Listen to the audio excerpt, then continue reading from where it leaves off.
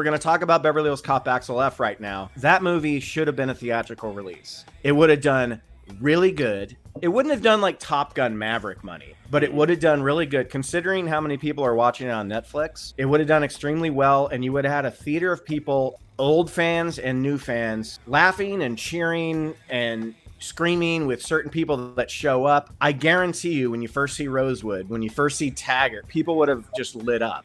When you first see Jeffrey, it just, with that cast they brought back and $150 million budget and some really helicopter action stunts and Eddie Murphy actually giving a shit, it should have been a theatrical release. Yeah, you saw it 3 times already, you said, right? I've seen it 3 times, and I'll get to what 3 times did to me as far as like the highs and lows. Because you do start to see things that go, when you get to your third viewing. The first one, you're blowing it. I mean, you're blowing the movie left and right. It can do no wrong. You're gagging on that thing. Second one, you're like, okay, I might fast forward until the scenes I remember being super good. And the third one, you start scratching your head going, why did they do this? And a lot of that has to do with the fact that I just recently watched the pilot of the Beverly Hills Cop TV show that never aired, but it's on YouTube. You can see it in 2014. The kid that plays his son was the kid that played Booty Sweat. Or not, his name wasn't Booty Sweat. In Tropic Thunder, the guy that has the song Booty Sweat, and he does a great job. And there's this great dynamic of Axel Foley and his son, who's also a cop, and they're very, very similar, and they clash in that way. Some of the problems I had with this movie was that maybe the daughter stuff didn't work. It kind of collapses the movie down in certain points. Not because it's a woman, because they wrote her differently to kind of hate him, and it kind of slows things down, where it would have been kind of a fun dynamic. It could have still been like a daughter, but also a cop, where they get along and they're very much alike, but it goes in kind of a different direction. But I think that's also a symptom of like current day Hollywood, right? So like, they choose these types of characters on purpose. So in this case, we did get a daughter, but also it's like right off the bat, I was hit with the trope of like, okay, modern day dad that's always a screw up or ruined relationship right? with a kid. Like, and Axel Foley would never be that guy. Yeah, he would never be that guy. If you watch all the other movies, he's a loyal guy. He would never be that guy, and I don't like that. Instead, you kind of get a daughter who's just constantly telling Axel Foley that he sucks, and you're like, no, Axel Foley's the best. I'm getting off course because I'm talking about the one thing about the movie that I didn't like as much, because I fucking love this movie.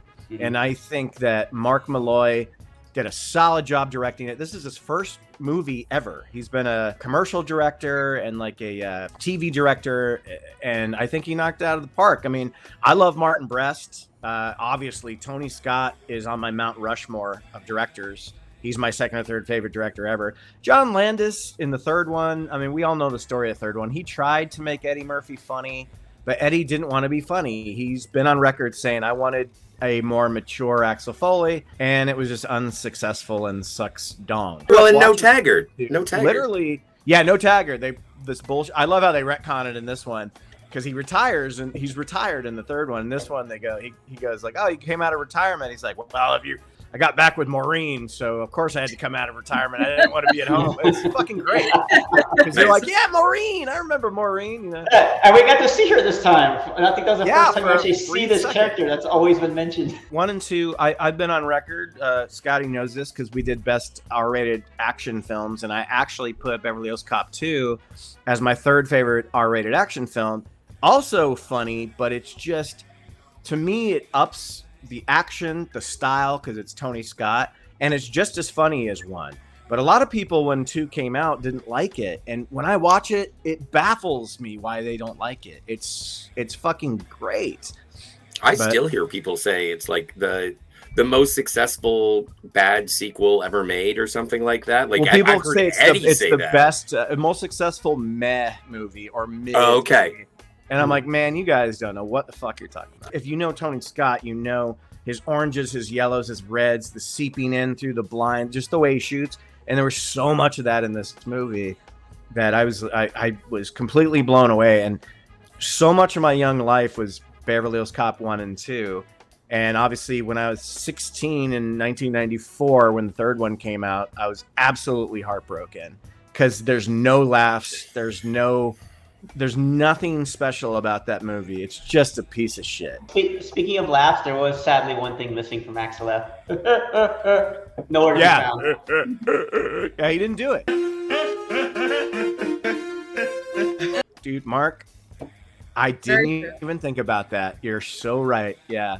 Bringing the whole band back together. And so how's Paul Reiser doing in this? He's great. He's got more screen time in this one than the first two, but not much of it is comic relief because now he's I wouldn't assume it would be. Now he's the captain in Detroit. He's great though. The two of them together is so great. Another thing missing from the third one, there is a cameo in this movie that came out of fucking nowhere. Shooter McGavin, the villain golfer from Happy Gilmore, makes this random ass awesome like cameo when the helicopter crashes on a golf course. It was so fucking cool. And that scene with all the people that I was watching with, I was the only one that suddenly was like, wait a minute, is that Shooter? So we now know that Beverly Hills Cop takes place in the same universe as Happy Gilmore. The daughter relationship didn't bother me. The thing is, I didn't really, I haven't seen the other, first 2 or 3 in a very long time. Right. So I wasn't really thinking, you have a good point that he probably wouldn't have messed up, the relationship. Nobody's perfect, but still probably he wouldn't have. But I didn't really think of it like that. I thought of it more of like, he earned her respect throughout the movie, and it was just like a building of the relationship. But you don't think she piled on a little too much at certain points? He's so charming, and that actress was so stoic and never changed her facial expressions until later in the movie. I think the building of the relationship kind of added to the movie for me, so I didn't mind it at all. We haven't even really talked much about Taggart and Rosewood, which to me, those two and Axel were always the hearts of the franchise. The second one just builds so much more on the relationships. There's references that they go camping and fishing and they all know each other. They just got really close after the end of the first movie. And I hated how the third one just erased all that. Taggart used to talk about you. Hey, Taggart, where is he? I'd love to say hello to him. Then you'll have to fly to Phoenix. Taggart's retired. Where like Axel barely remembers Taggart. He's like, oh yeah, Taggart, what happened to that guy? And they're like, well, he retired. It's like, no, this one almost erases the third one with the exception of a couple of lines. And they're like super close. And Taggart and Rosewood are like uncles to his daughter. And it's like that's the shit. That's the repair that we needed, You don't get a Taggart, Rosewood, and Axel moment until the last 2 minutes of the movie, which is fantastic. Hey! Oh, you two are the worst fucking surveillance team that ever lived. Back in the car and stuff, but it's kind of a bummer that you have both of those guys kind of on the sideline a little bit here and there. At the end, they kind of, they have to fight off the bad guys in a very simple, very by the numbers like shootout thing. We've seen that all before. Shootouts. Yeah, but that's not why you're watching. I know. The whole fucking like criminal plot, it doesn't matter. It doesn't matter. I mean, Kevin Bacon, he's the villain the first second that you lay eyes on him. When they give you this little twist, it's like, no, you already knew that. Like, hey, I heard a lot about you. It wasn't much of a twist because it seemed like so obvious, and it should have seemed like it should have seemed like it would have been obvious to everyone else in the room. More like a reveal. Yeah. Because I mean, like as far as like his character plus the lackeys that he had, I mean, they were just up front and center, like, yeah, I'm a bad guy and I know it. I got it on full display.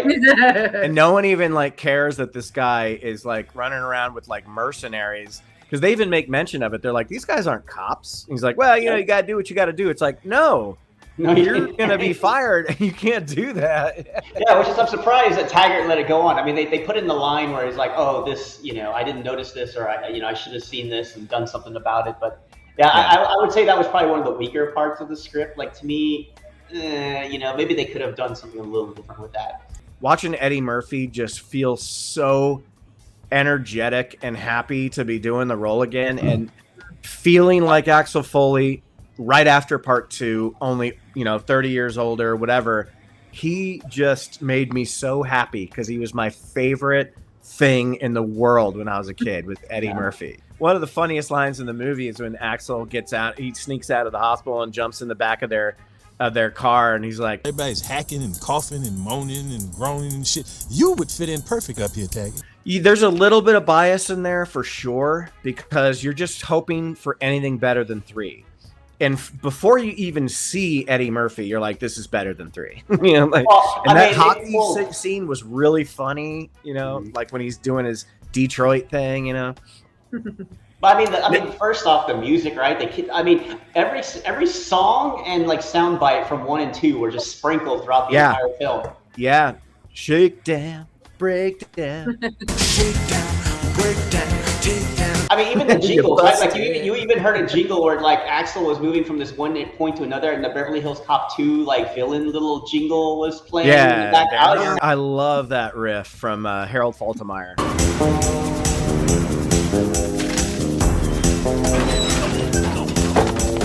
This new one, they use a different guy, but they keep all the Harold Faltermeyer like music in there, which is so great. And they do kind of like at the end, like a hip hop rendition of the Axel F song, which I actually didn't think was that bad. It was kind of interesting because they got to update it somehow, you know. So you got to get the kids in there, you know. What do you think about the Abbott character? Are you talking about Joseph Gordon-Levitt? Mm-hmm. I loved him. I thought he was a great. Him and Eddie worked so well off each other. It was, and again, he's kind of like somebody I'd like to see team up with him again in another movie. Him having the Jane connection made sense, and I actually liked that because it made her a little bit more grounded and vulnerable when she was talking to him. Like she made a mistake breaking up with him. Yeah, I liked Joseph Gordon. I like him in everything. I'm like you. I've always loved him.